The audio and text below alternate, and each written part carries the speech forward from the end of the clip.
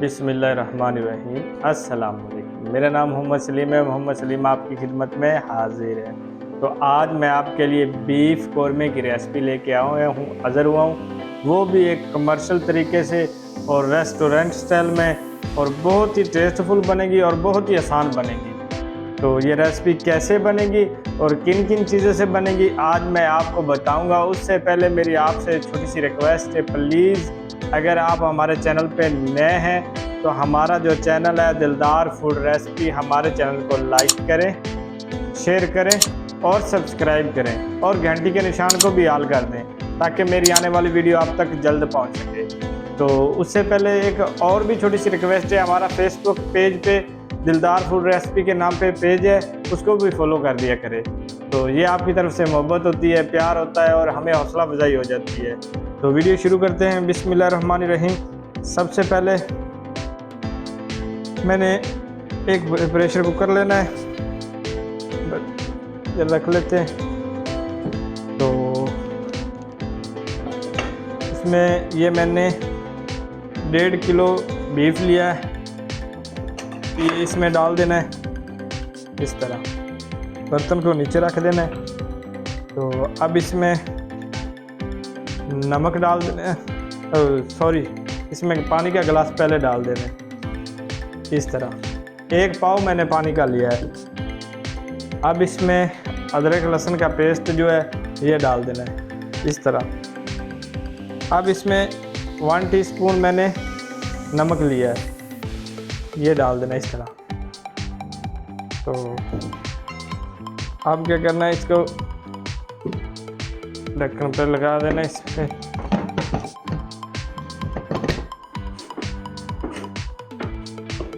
तो अल्हम्दुलिल्लाह ढक्कन जो लगा दिया, इधर फ्लेम को ऑन कर देते हैं इस तरह। तो इसको तकरीबन हमने सीटी के बाद 20 मिनट सीटी के बाद रखना है और 30 मिनट के लिए हमने इसको छोड़ देना है। 10 मिनट में ये सीटी बजने लग जाएगी। तो उसके बाद हमने क्या करना है कि ये जो प्याज मैंने लिए हैं इसको ब्राउन कर लेना है। तो इसको ब्राउन कर लेना है, जैसे ब्राउन होंगे फिर मैं आपको दिखाता हूँ। तो माशाल्लाह अल्हम्दुलिल्लाह इधर आप देख सकते हैं प्याज भी मैंने ब्राउन कर लिया है ताकि वीडियो लंबी ना हो। इस तरह इसको निकाल लेना है, ये देख सकते हैं। इस तरह निकाल के फिर मैं आपको दिखाता हूँ।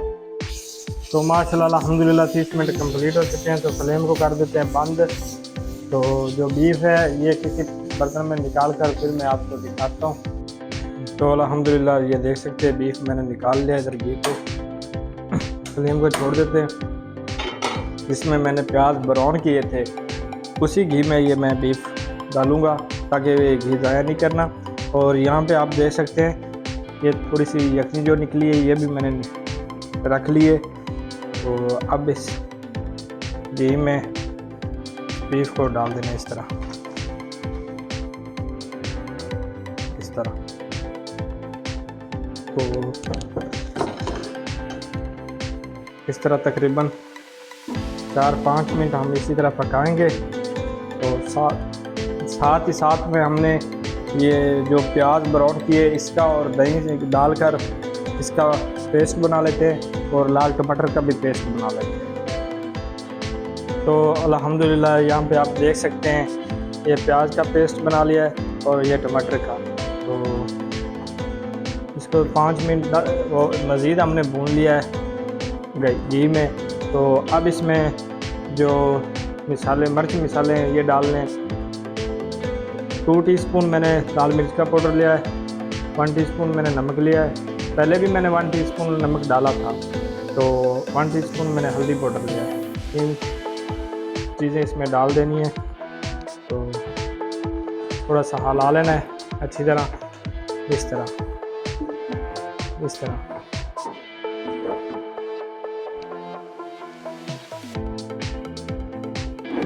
इस तरह अब क्या करना है, ये थोड़ी सी जो यखनी है ये इसमें डाल देनी है, सारी नहीं डालनी, इस तरह।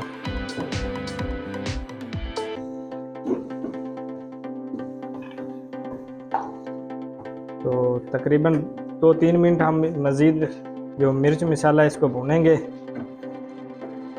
तो माशाल्लाह अल्हम्दुलिल्लाह 2-3 मिनट मज़ीद हमने मिर्चों को भून लिया है।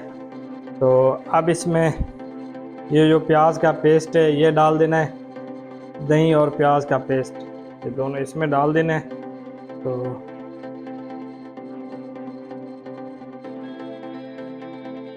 इस तरह इसको ज़ाया नहीं करना, आप देख सकते हैं। तो बर्तन को नीचे रख देना है, तो इसको अच्छी तरह मिक्स कर लेना है। तो मज़ीद 4-5 मिनट हम प्याज और ये जो दही है ये इसको भी भून लेना है, अच्छी तरह पका लेना है, इसका पानी जो है ड्राई कर लेना है। तो माशाल्लाह अल्हम्दुलिल्लाह प्याज और दही को 5 मिनट हमने मज़ीद पका लिया है। तो अब क्या करना है, इसमें ये जो टमाटर का पेस्ट है ये डाल देना है इस तरह।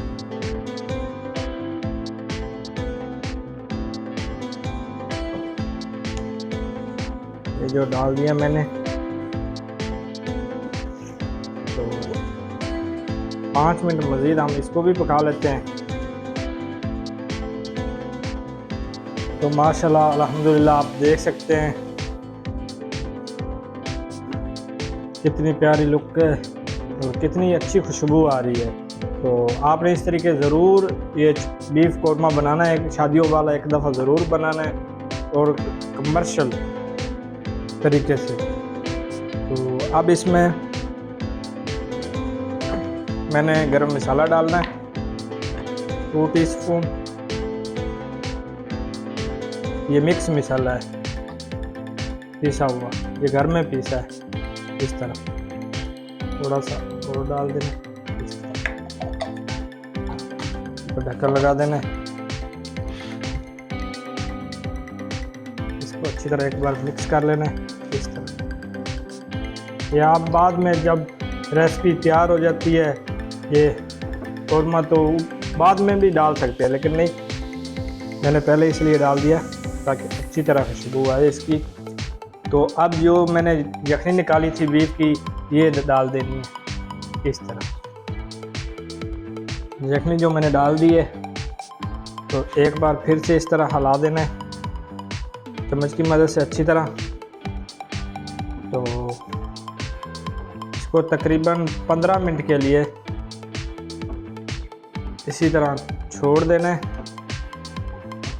ऊपर ढक्कन लगा देना है हल्की आंच पे। 15 मिनट के लिए इसको छोड़ देना है ताकि अच्छी तरह जो बीफ गल जाए और हमारा बीफ कोरमा जो है अच्छी तरह अच्छा और बेहतरीन तैयार हो। तो माशाल्लाह अल्हम्दुलिल्लाह 10 मिनट हमने पका लिया है। तो माशाल्लाह अल्हम्दुलिल्लाह बहुत ही अच्छी खुशबू आ रही है और जो बीफ कोरमा है बिल्कुल तैयार हो चुका है। ये शोरबा नहीं है, ये सब घी है। तो फ्लेम को बंद कर देना है इस तरह। ये आप देख सकते हैं सब घी है। तो माशाल्लाह बहुत ही अच्छी खुशबू आ रही है और बहुत ही अच्छा परफेक्ट तैयार हुआ है। अब इसके ऊपर जो सब्ज़ मिर्चें मैंने काट ली थी ये डाल देनी इस तरह। अब थोड़ा सा धनिया डाल देना है इस तरह। तो मज़ीद हम इसको 2 मिनट के लिए छोड़ देते हैं। माशाल्लाह अल्हम्दुलिल्लाह 2 मिनट भी कंप्लीट हो चुके हैं। तो हमारा जो शाही कोरमा है वो भी तैयार हो चुका है। तो आप डिश तैयार करने हैं इस तरह।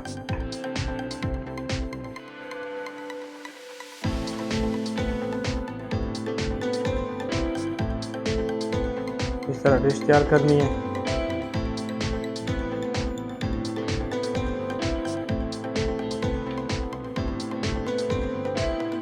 इस तरह। तो माशाल्लाह आज की जो रेसिपी है बहुत ही अच्छी बनी है।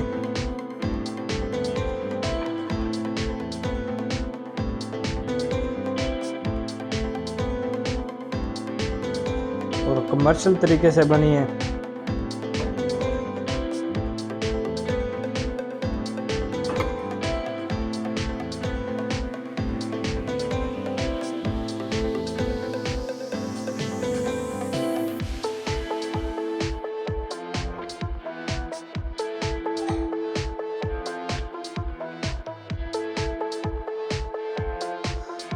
तो चम्मच को नीचे रख देना है इसी तरह ये बर्तन मैं साइड पे करता हूँ।